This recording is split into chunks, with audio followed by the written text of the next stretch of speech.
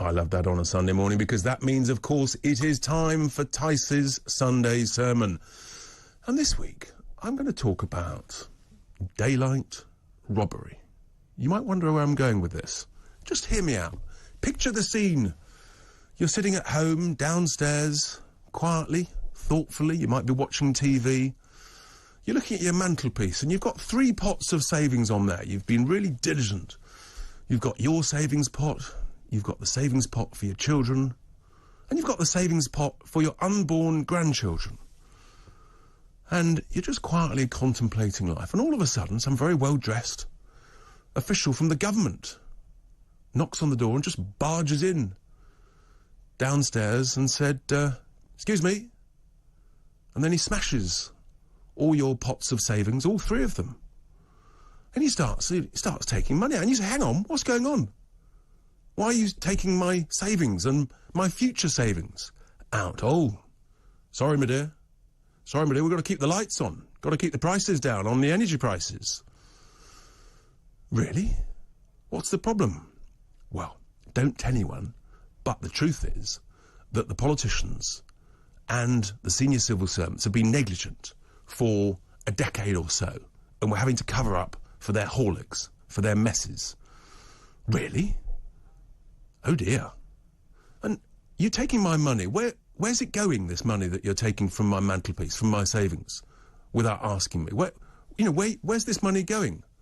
Ah, well, my love, you see, it's going to the rich already rich, mainly foreign investors who own all the wind farms, the solar farms, the gas plants, the power plants, the biomass plants. Yeah. They've already got loads of money, but now they need some more, they say. So we're going to give them some of your future savings. Is that okay? Well, hang on. But they were making decent profits before. Why do they need bigger profits? Oh, don't worry about that. No. It's the markets. Free markets, you see. You know, we have to stick to the ideology of free markets. But you say, no, hang on. Why couldn't they just have had the sort of sums they were getting back in 2021? You know, after all, we're in a sort of global energy war, and surely the government should adopt a warlike response. No, sorry, love. Free markets. You've got to trust the markets. Cannot mess with the market. So, all right, Mr. Government official, how much is this going to cost the nation? You know, you're taking money out of everybody's houses. How much is that going to cost? Well, not much, love. About 60 billion between you and me. 60 billion? I can't... What is 60 billion? Well, it's about half an HS2, if you can sort of picture that. Yeah, so that's half the HS2, that's what we're taking. Or it's almost double test and trace. Do you remember that, test and trace? Money well spent as well, yeah. About almost double test and trace, half HS2. Wow, that's a lot of money. How long is this going to last, this price freeze? This 60 billion? Well, I wish you hadn't asked, love, because the truth is it's only going to last 6 months. 6 months? Then what? We've just got to pray, love, that Putin turns the gas taps back on. Hang on. What if he doesn't? What if he doesn't turn the gas taps back on? And anyway, why should I pay for the negligence of the idiots who messed this up? It's their fault. Well, I know, love, but the truth is they're still in Parliament. They're still in Whitehall and they won't admit their mistakes. So hang on, this 60 billion, it could last just 6 months.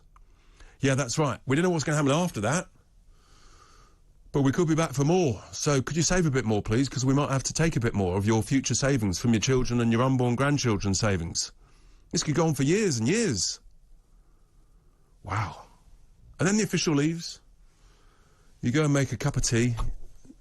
You put a bit of rum in it because you need a bit of a stiffener. A couple of days later, some other bloke rocks up. There you are, sitting down. You're having another cup of tea.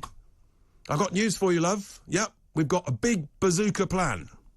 Absolutely fantastic. This is the bazooka that's going to grow the economy, unlike the 6 time previously when we said we had a growth plan. No, this is the big one. The bazooka plan to cover up for the fact that we messed up for the previous 12 years. And don't worry, love, I promise you, I know what I'm doing. Oh, yes, indeed. I went to Eton, and then I went to Cambridge, so of course I know what I'm doing. Don't you know? So, here we are, we're going to borrow a whole load more money from your savings, from your pots, your savings, the savings for your children and your unborn grandchildren. You say, all right, well, okay, this big bazooka plan, so what am I going to see of it? No, love. You say, where's this all going? Well, the truth is, love, the truth is that the city bankers, you see, they've been living on Sainsbury's champagne for the last few years, and they say that's not good enough. It doesn't taste delicious enough. No, they want Krug champagne. Yep, they want bigger bonuses to pay for Krug champagne so that they can work out the big bazooka plan, so they can help fund companies to build more, you see. And so the people on the biggest salaries in the city, they need more. They need more Krug champagne. That's the truth. So hang on. Right, well, they're getting a bit of Krug champagne. What am I getting out of this plan? Well, I'm sorry, love, but there's not really a lot left in the mess tin for you. That's the honest truth. In fact, it's worse than that between you and me. Quietly whisper it, but you're going to get a bit less.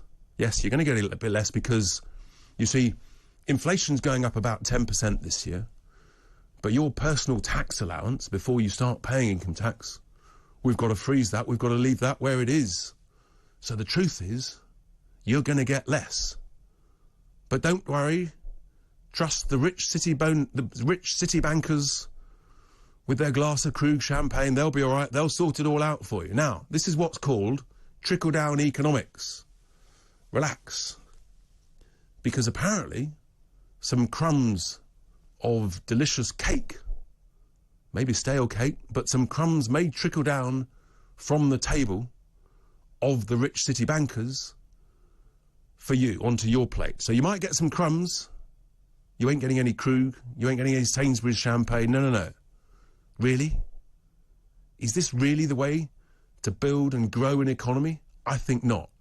I really think not. I have to tell you, for me, this smells. It stinks. It stinks like sewage. Oh, guess what? The old officially pops round his head round the corner.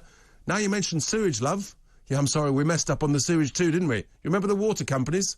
Yeah, we privatised those to some other mates of ours. And they didn't bother invest, and that's why we've got a sewage problem. Anyway, I mean, this is it. This is it. It has been a massive, massive week in politics. A massive week in economics. And essentially what the government is doing, this new government, they are betting the house.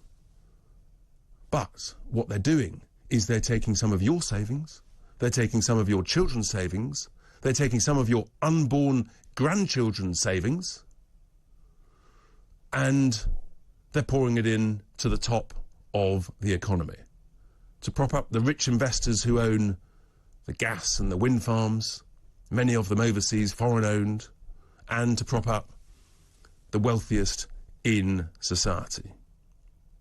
I have to tell you, and I say this as someone who believes in growth, who believes in cutting taxes to create growth, I have to tell you this plan is morally outrageous. It is the reverse of Robin Hood. It is pure theft from the poorest in society to the richest in society, the mates of the people in Whitehall and the government. It is appalling. It stinks. It's absolutely shocking. Here endeth my Sunday sermon.